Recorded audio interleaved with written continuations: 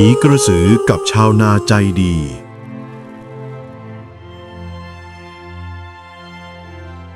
ในหมู่บ้านเล็กๆที่เงียบสงบแห่งหนึ่งที่ซ่อนตัวอยู่ท่ามกลางป่าไม้มีชาวนาผู้สมถะคนหนึ่งชื่อนิรันดร์เขาเป็นที่รู้จักในเรื่องความขยันขันแข็งและจิตใจดีทุกวันเขาจะดูแลทุ่งนาและแบ่งปันผลผลิตของเขาให้กับผู้ยากไร้เป็นประจำ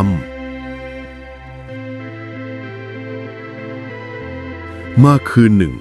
มีเรื่องแปลกๆเกิดขึ้นในขณะที่นิรันดร์กำลังกลับบ้านจากทุ่งนา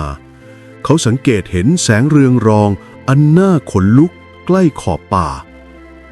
ด้วยความอยากรู้อยากเห็นเขาจึงเดินเข้าไปใกล้ด้วยความระมัดระวัง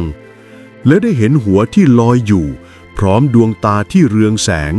และอวัยวะที่ห้อยลงมาร่างนั้นลอยอยู่เหนือกองผลไม้เน่าและกำลังกินอย่างหิวโหยนิรันดร์รู้สึกสงสารสิ่งมีชีวิตนั้นแม้ว่าจะหวาดกลัวก็ตามเขาจึงตะโกนเบาๆว่าทำไมเจ้าถึงกินของเน่าๆแบบนั้นเจ้าสมควรได้รับสิ่งที่ดีกว่านี้ผีกระสือหันมาหาเขาด้วยความประหลาดใจเพราะไม่มีใครเคยพูดกับนางด้วยความเมตตามาก่อนนางตอบด้วยน้ำเสียงหลอนๆว่าข้าถูกสาปให้กินสิ่งสกปรกนี่คือการลงโทษสำหรับบาปในอดีตชาติของข้า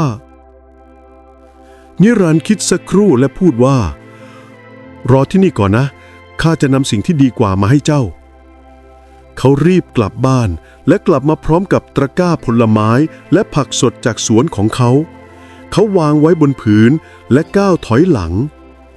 ผีกระสือลังเลแต่ก็ลงไปที่ตะกร้าเธอชิมอาหารสดและร้องไห้ด้วยน้ำตาขอบคุณนางพูดกระซิบไม่มีใครแสดงความเมตตาต่อข้าเช่นนี้มาหลายศตวรรษแล้วตั้งแต่คืนนั้นเป็นต้นมานิรันดร์ได้นำอาหารสดมาถวายที่ขอบป่าเป็นประจำ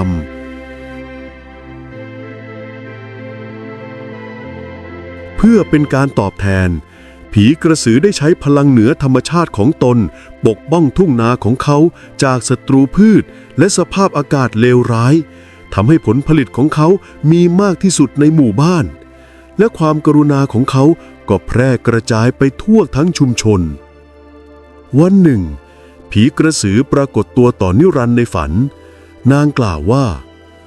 ความเมตตาของท่านช่วยลบล้างคำสาปของข้าได้ตอนนี้ข้าสามารถไปสู่ภพชาติต่อไปได้แล้ว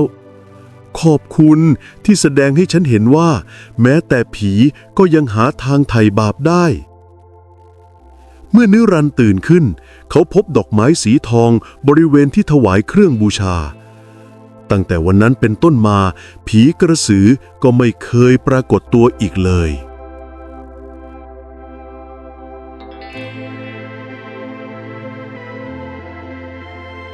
หลังจากที่ผีกระสือหายไปนิรันดร์ก็เก็บดอกไม้สีทองไว้เป็นเครื่องเตือนใจถึงมิตรภาพอันแปลกประหลาดของทั้งสองเขาเอาใส่กระถางเล็กๆไว้ข้างหน้าต่างซึ่งจะส่องแสงอ่อนๆในเวลากลางคืนทำให้บ้านของเขาเต็มไปด้วยแสงที่อบอุ่นและผ่อนคลายอย่างไรก็ตามชาวบ้านเริ่มสังเกตเห็นการเปลี่ยนแปลงชีวิตของนิรันดร์ทุ่งนาของเขาเขียวขจีตลอดฤดูกาลพืชผลของเขาอุดมสมบูรณ์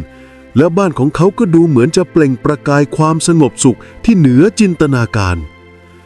ข่าวลือแพร่กระจายอย่างรวดเร็วชาวบ้านบางคนชื่นชมโชคลาภของนิรันดร์ในขณะที่บางคนเริ่มสงสัยคนคนหนึ่งจะได้รับพรเช่นนี้ได้อย่างไรพวกเขาพูดกระซิบบางทีเขาอาจมีสิ่งชั่วร้ายกำลังครอบงำเขาอยู่ก็เป็นได้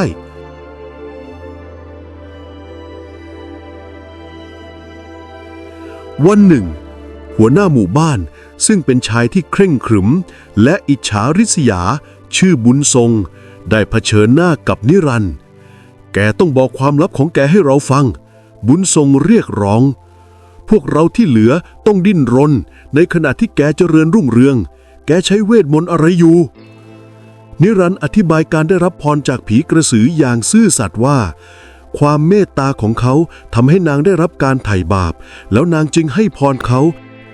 เมื่อได้ยินเช่นนั้นบุญทรงกลับเยาะเย้ยว่าผีเหรอไร้สาระแกกำลังซ่อนอะไรอยู่ถ้าแกไม่บอกความลับออกมาแกต้องออกจากหมู่บ้านนี้ไปชาวบ้านที่หลงเชื่อในอำนาจของบุญทรงหันหลังให้นิรันดร์เขาใจสลายและเตรียมจะจากหมู่บ้านนี้ไปขณะที่เขากำลังเก็บข้าวของดอกไม้สีทองก็เริ่มเปล่งประกายสว่างไสวกว่าเดิมในคืนนั้นผีกระสือก็ปรากฏตัวขึ้นในความฝันของเขาอีกครั้งอย่าสิ้นหวังนางกล่าวชาวบ้านลืมคุณค่าของความเมตตาไปแล้วแต่ท่านสามารถเตือนสติพวกเขาได้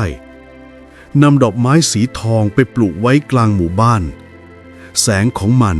จะเผยให้เห็นความจริงในใจของพวกเขาเองเช้าวันรุ่งขึ้นนิรันดร์ทำตามที่ผีกระสือบอกเขาปลูกดอกไม้สีทองในลานกลางหมู่บ้านเมื่อพระอาทิตย์ตกดอกไม้ก็เริ่มเปล่งประกายส่องแสงเจิดจ้าไปทั่วทั้งหมู่บ้าน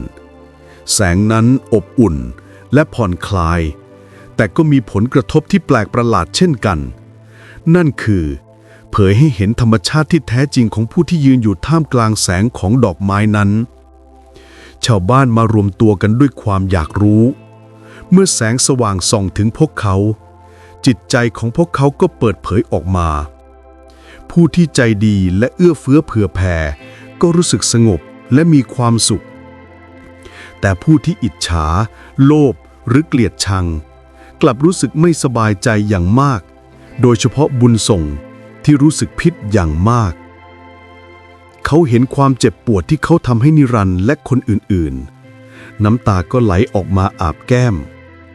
นิรันดร์ก้าวไปข้างหน้าและกล่าวกับฝูงชนว่าดอกไม้นี้คือของขวัญจากผีกระสือซึ่งเป็นวิญญาณที่ข้าเคยช่วยเหลือแสงสว่างของดอกไม้นี้แสดงให้เราเห็นว่าเราเป็นใครกันแน่พวกเราควรเลือกความดีเพราะมันมีพลังที่จะเปลี่ยนแปลงชีวิตได้แม้แต่ชีวิตของคนตายจากนั้นชาวบ้านก็รู้สึกผิดต่อการกระทำของพวกเขาที่จะขับไล่นิรันดร์ออกจากหมู่บ้าน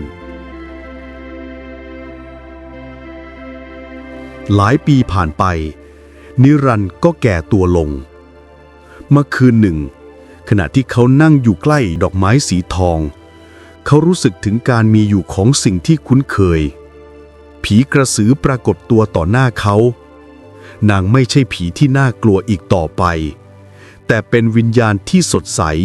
และสงบสุขพร้อมกล่าวว่าความเมตตาของท่านไม่เพียงแต่ปลดปล่อยข้าเท่านั้น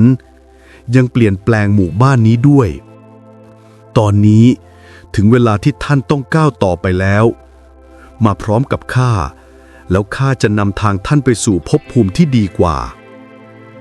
นิรันดร์ยิ้มและจับมือนางขณะที่เขาหลับตาร่างกายของเขาก็จางหายไปเหลือแต่ดอกไม้สีทองที่เปล่งประกายสดใสกว่าที่เคยชาวบ้านแม้จะเสียใจกับการจากไปของเขาแต่พวกเขาก็รู้ว่าวิญญาณของนิรันดร์ยังคงอยู่ในดอกไม้และในหัวใจของพวกเขาจนกระทั่งทุกวันนี้ดอกไม้สีทองยังคงอยู่ในจัตุรัสหมู่บ้านเป็นเครื่องเตือนสติว่าการกระทำอันมีน้ำใจแม้จะเพียงเล็กน้อยแต่ก็สามารถสร้างคลื่นแห่งการเปลี่ยนแปลงได้ทั้งคนเป็นและคนตายเรื่องราวของนิรันดร์ได้สอนให้คนรุ่นหลังรู้ว่าความเมตตามีพลังที่จะเปลี่ยนแปลงไม่เพียงแต่บุคคลเท่านั้นแต่ยังรวมถึงชุมชนทั้งหมดด้วยมันเป็นสะพานเชื่อมช่องว่างระหว่างโลกที่มีชีวิตและโลกวิญญาณเตือนเราว่าความเมตตากรุณาเป็นพลังที่ยิ่งใหญ่ที่สุด